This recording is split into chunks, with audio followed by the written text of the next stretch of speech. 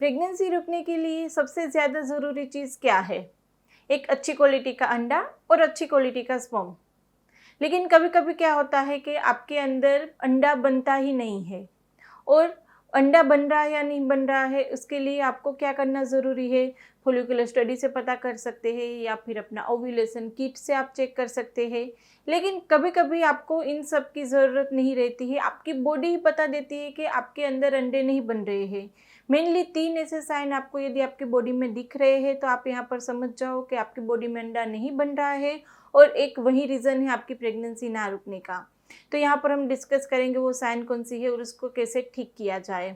और वहाँ पर एक ऐसी चीज़ हम आपको बताने वाले, यदि आप वो फॉलो कर देंगे तो आपके अंडे अच्छे से बनने भी लगेंगे, अपने आप फूटने भी लगेंगे, उसकी क्वालिटी अच्छी होगी तो आराम से हेल्दी नेचुरल प्रेगनेंसी जल्दी से रुक जाएगी। तो वीडियो में आखिर तक जुड़े रहेगा फ्रेंड। अभी तक इस चैनल को सब्सक्राइब नहीं किया है तो कर लीजिए, क्योंकि आपके लिए बिल्कुल ही फ्री है और वीडियो लाइक करना और शेयर करना नहीं भूलना है। तो चलिए शुरू करते हैं। वो कौन सी ऐसी निशानी है जो आपकी बॉडी बताएगी कि आपकी बॉडी के अंदर अंडे बन ही नहीं रहे हैं? सबसे पहली निशानी है आपके पीरियड इरेगुलर होना। इरेगुलर का मतलब ऐसा नहीं है कि बहुत ही लेट आना पीरियड, कभी कभी बहुत ही जल्दी भी आ जाता है तो भी उसको इरेगुलर ही बोलते हैं। और यहाँ पर रेगुलर पीरियड किसको बोलते हैं?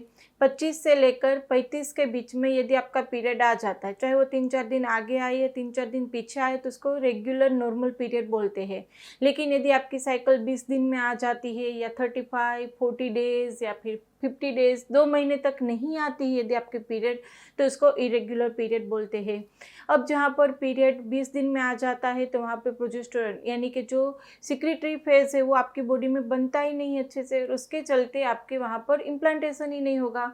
तो यहाँ पर आपको यदि साइकिल शॉर्ट है तो प्रेगनेंसी रुकने में दिक्कत आएगी। और इसी तरह से यदि आपकी साइकिल बड़ी है तो भी वहाँ पर अंडा बन ही नहीं रहा है, ओव्यूलेशन ही नहीं हो रहा है, तभी जाके वहाँ पर आपके पीरियड नहीं आ रहे, विड्रॉल नहीं हो रहा है। तो यहाँ पर यदि साइकिल बहुत ही ज़्यादा लंबी है तो भी आपके अंदर अंडे नहीं बन रहे हैं, वो आपकी बॉडी आपको दिखाती है।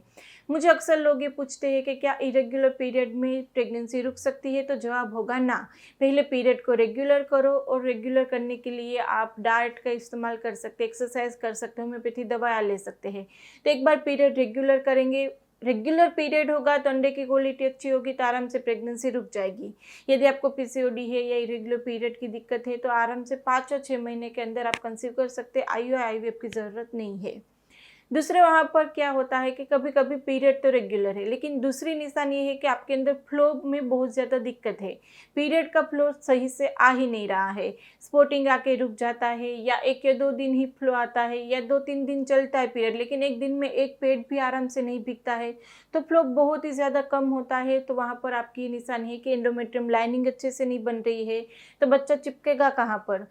और दूसरा, यदि बहुत ही ज़्यादा फ्लो आ रहा है 10 दिन 15 दिन, या फिर जब दवाई लेते तभी जाके आपका पीरियड का फ्लो ख़त्म होगा, अपने आप नहीं रुकता है, तो ऐसे केस में भी इम्प्लांटेशन में दिक्कत आ जाती है। तो यदि आपके फ्लो में कोई डिस्टर्बेंस है, जैसे पीरियड का फ्लो बहुत ज़्यादा कम होना या बहुत ज़्यादा होना, तो वहाँ पर ये दिक्कत आती है कि आपके अंदर अंडे नहीं बन रहे हैं तो अच्छे से इम्प्लांटेशन नहीं हो रहा है, जिसके चलते आपकी प्रेगनेंसी नहीं रुक रही है। तीसरी निशानी है हेल्थी डिस्चार्ज का होना। कभी कभी लोग ये पूछते हैं कि मुझे पूरा महीना वाइट डिस्चार्ज रहता है, पानी जैसा आता ही रहता है, तो उसके चलते मेरी प्रेगनेंसी नहीं रुकती है। तो कभी कभी लोग ये बोलते हैं कि मुझे डिस्चार्ज बिल्कुल नहीं होता है, ड्राइनेस की दिक्कत है। तो इन केस में क्या करें? वहाँ पर अंडा बन रहा है या ओव्यूलेशन हो रहा है, क्या इसका और डिस्चार्ज का कुछ कनेक्शन है? जी हाँ।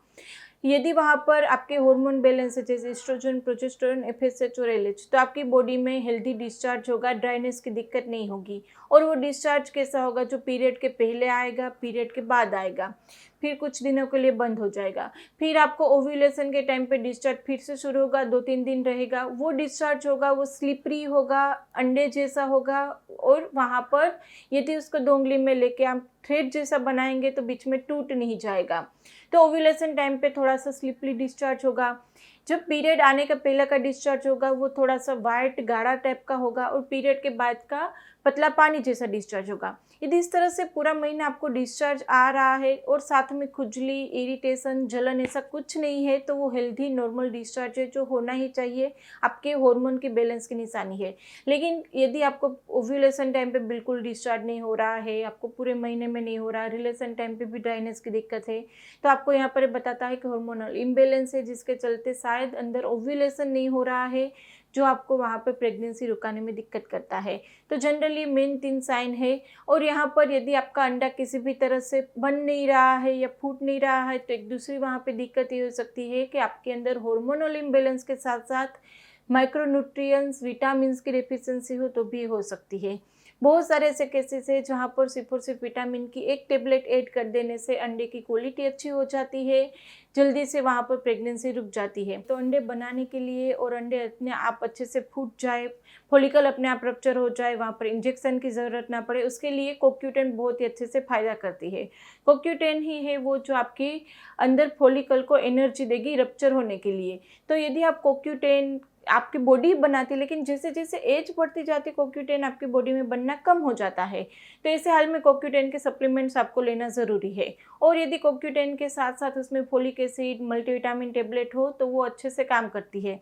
तो इसी तरह से हम आपको सजेस्ट करना चाहते हैं एक बेस्ट विटामिन की टेबलेट जिसके नाम है न्यू हब का ट्रू विटामिन। हम आपको न्यू हब का ट्रू विटामिन क्यों सजेस्ट कर रहे हैं, क्योंकि इसके अंदर है CoQ10 जो आपके अंडे की क्वालिटी बढ़ाने के लिए, अपने आप फॉलिकल को रप्चर करने के लिए हेल्प करेगा, और साथ में ही दूसरे विटामिन सी है जो आपके अंडे की क्वालिटी के लिए, इम्प्लांटेशन के लिए हेल्प कर देगा, जैसे कि vitamin A, vitamin D, vitamin E, vitamin B1, B2, B3, B5, B6, B9, B12 और विटामिन सी। दूसरे मिनरल्स भी इसके अंदर है जैसे कि zinc, magnesium, iron, copper, iodine, chromium और सेलेनियम।